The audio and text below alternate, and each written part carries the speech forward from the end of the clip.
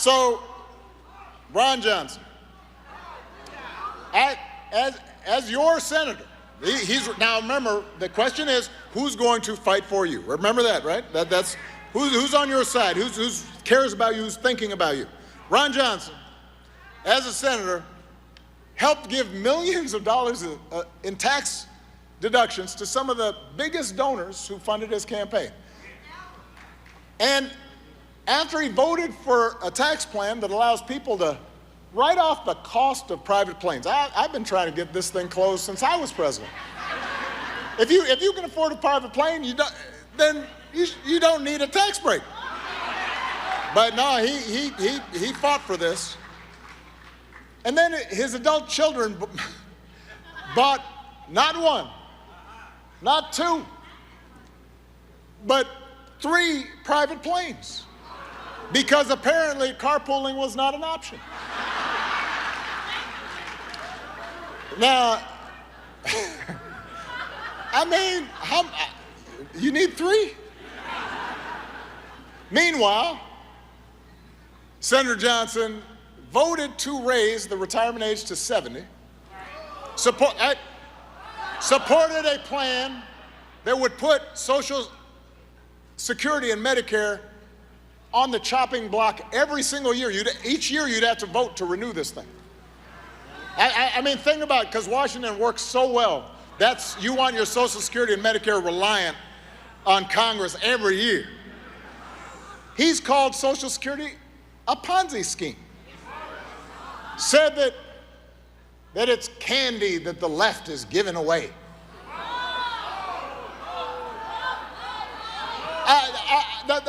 The point is, some of you here are on Social Security. Some of your parents are on Social Security. Some of your grandparents are on Social Security. You know why they have Social Security? Because they worked for it. They worked hard jobs for it. They have chapped hands for it. They had long hours and sore backs and bad knees to get that Social Security. And if Ron Johnson does not understand that, if he understands giving tax breaks for private planes more than he understands making sure that seniors who've worked all their lives are able to retire with dignity and respect, he's not the person who's thinking about you and knows you and sees you, and he should not be your senator from Wisconsin.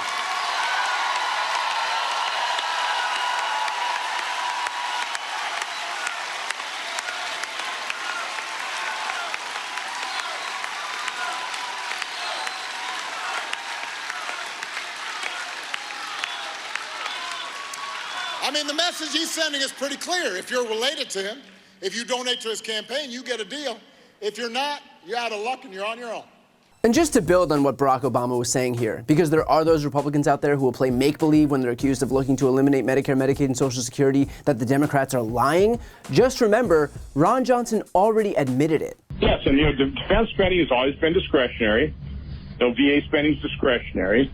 What's mandatory are things like Social Security and Medicare. If you qualify for the entitlement, you just get it no matter what the cost.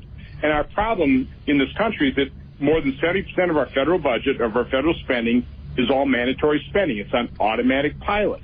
You just don't do proper oversight. You don't get in there and fix the programs going bankrupt. It's just on automatic pilot. What we ought to be doing is we ought to turn everything into discretionary spending, so it's all evaluated, so that we can fix problems or fix programs that are broken, that are going to be going bankrupt.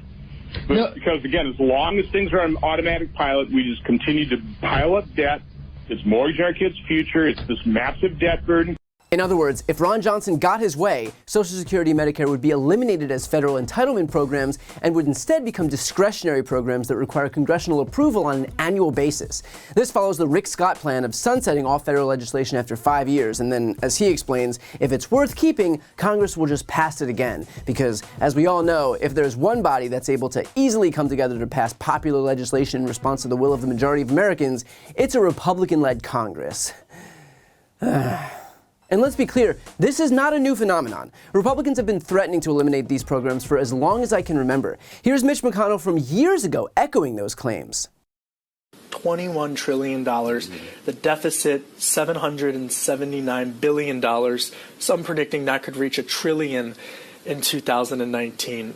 What's going on with the debt? It's very disturbing, and it's driven by the three big entitlement programs that are very popular: Medicare, Social Security, and Medicaid. That's 70% of what we spend every year. The subject we were just discussing, the funding of the government, is about 30% of what we spend.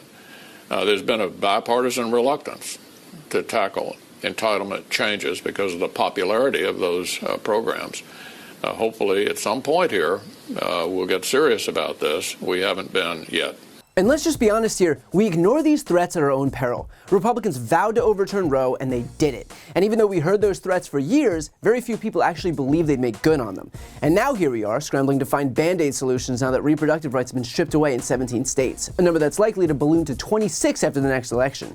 And so as far as Medicare, Medicaid, and Social Security are concerned, we've already been given the warning. Republicans have already made it perfectly clear that not only do they intend to eliminate those programs, but they're not going to be responsive to the will of the majority of Americans. 70% of Americans support Roe. Did that stop them from enacting abortion bans? No. So if just as many people support Medicare, Medicaid, and Social Security, what makes you think that Republicans are suddenly going to listen to what the majority of Americans want? As far as they're concerned, they are there to impose their will on everyone else, regardless of whether anyone wants it or not. Now, Ron Johnson's office pushed back on this claim, with the spokesperson saying, quote, "The senator's point was that without fiscal discipline and oversight typically found with discretionary spending, Congress has allowed the guaranteed benefits for programs like Social Security and Medicare to be threatened. This must be addressed by Congress taking its responsibility seriously to ensure that seniors don't need to question whether the programs they depend on remain solvent. As he said, we need a process to save these programs, and no one is doing anything to save them long term. We just continue piling up debt, mortgaging our children's future, and putting these programs at risk." So he's trying to protect Social Security and Medicare, and he's going to do that by ensuring that they're eliminated entirely. Got it.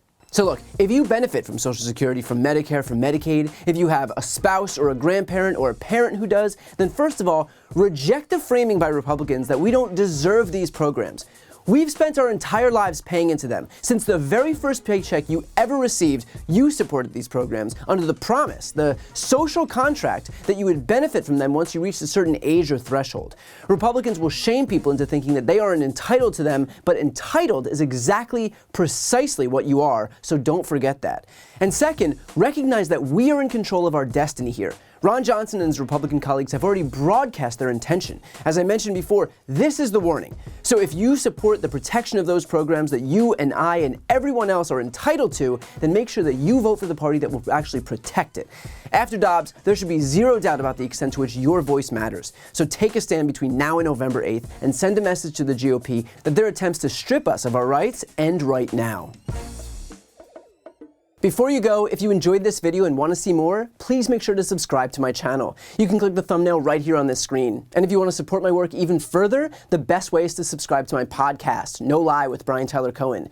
There you can check out my interviews with major players in the world of politics, including President Biden, Vice President Kamala Harris, Pete Buttigieg, Elizabeth Warren, Katie Porter, Jamie Raskin, and so many more. Plus other interviews that live exclusively on the podcast. That link is also right here on this screen, or just search No Lie with Brian Tyler Cohen wherever you listen to podcasts.